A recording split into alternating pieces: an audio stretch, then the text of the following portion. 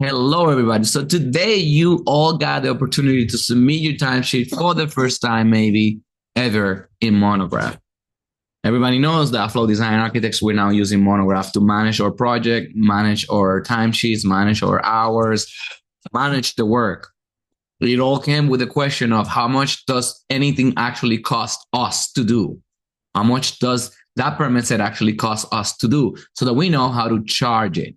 Are we winning? Are we losing? Are we fast? Are we slow? Are we overcharging? Are we undercharging?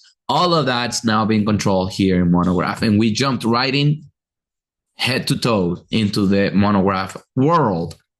As we learn, we realize that there are things that we don't understand. And I want to address a couple of those things. First things first, we started with lowercase for all of our projects. And I mentioned that it's going to move to uppercase so that we keep it consistent across running list, proposals, folder structure. So that's going to be changing. You won't really notice much of a difference on that. Timesheets, I have disabled, the clock. Before there was a clock that you guys could press and you can stop and press and stop. And after asking everybody about the clock, everyone told me they will forget to clock in, forget to clock out, forget to stop it. Or guess what? Me, I did 250 hours over the course of 4 days. Not sure how.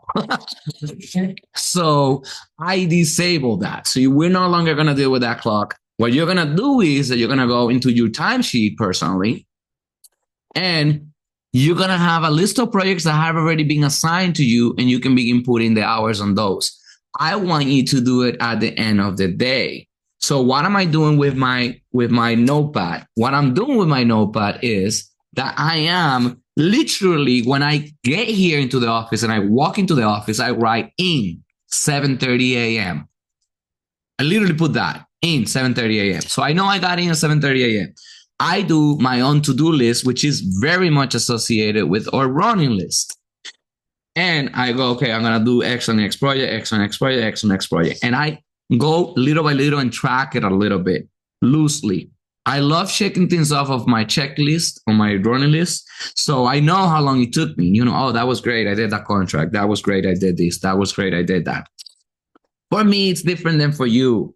I spend a whole lot of time in open management, calling clients, getting clients, sending proposals. Those are non-billable tasks for the most part, unless I jump into the MOC as support, or I jump into a design meeting with you, or I'm reviewing a permit set. My billables are literally reviewing permit sets.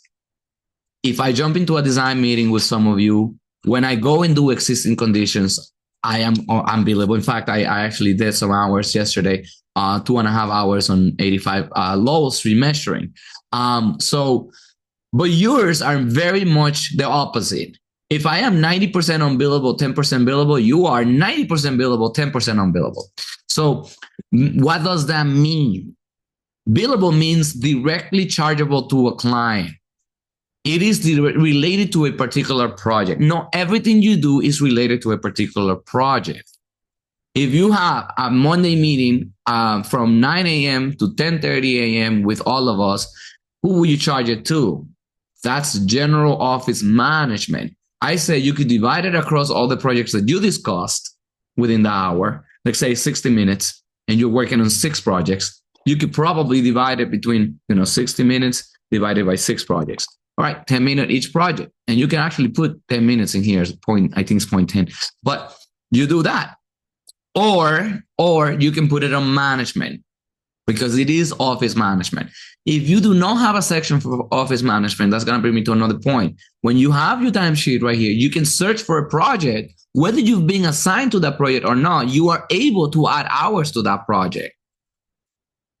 Why is that? It is because of the flexibility of working at a place where someone may be sick and you need to jump into that project, and I may not have the time to assign you to that project on Monograph. So let's say me, MOC, for instance. I may not be working on any of this project, but I can add them, like the CVA or whatever. But that's not one example. A good one will be admin.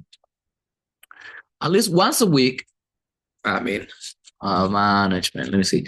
at least once a week, there's someone that says there's free beer downstairs. If going to get that free beer downstairs with Mr. Junior takes you about 45 minutes, you're going to go into office management and you're going to go into office supply.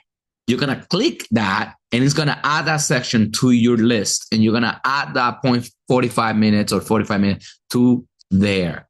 I would want increments of 15 minutes off if possible. That's going to help me know how much time you spend between projects, office management, something else. Another one, office management. Business development and management. That's a little bit different. There are different categories. Right now, for the sake of flow, and we're new to this, just use whichever you deem more plausible. But if you are going to a training in Boston to learn about window wells and windows and things like that, you could do that as business development and office management, or probably even as a business operation. They're different though. Business operations is day-to-day office staff. Business development is outreaching. Now, there is another section. It literally is called flow media for social media posts and things like that. And then there's flow mission pro bono. So when you're going to go actually to a school, preschool, high school, middle school to talk to kids, that is general office. It says general office supply because I didn't create that, but it is part of pro bono. So I want you to do that there. You can add it right here as part of your pro bono and pick the activity that you're doing and put your hours. So a lot of people were, oh, what if that project doesn't exist? Or I have a project that's still not there. I want you for now to put it on office management.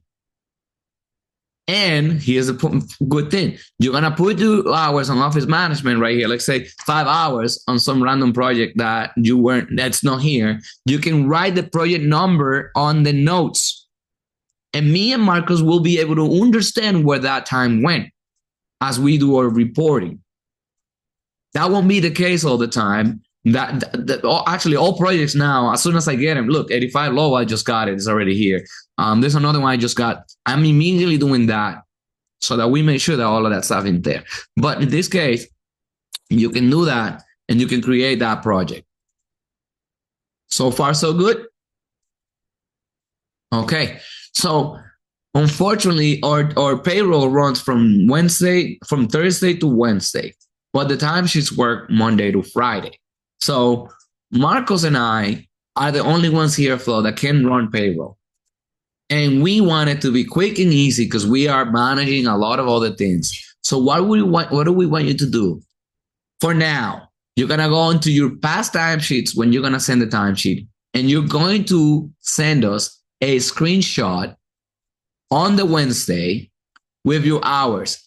Make sure to fill out the full 8 hours for the Wednesday that you anticipate on the project that you anticipate that you're going to do, because we want to do this by 11 a.m. the latest. Okay? So that's the case. And these must add to 40 hours. It must add per week, meaning 80 hours in total. I can tell mine is wrong, so I got to figure something out there. But it should be 80 hours. If it is less, there shouldn't be less, but if it is less, it's vacation time. And then there is a section for time off.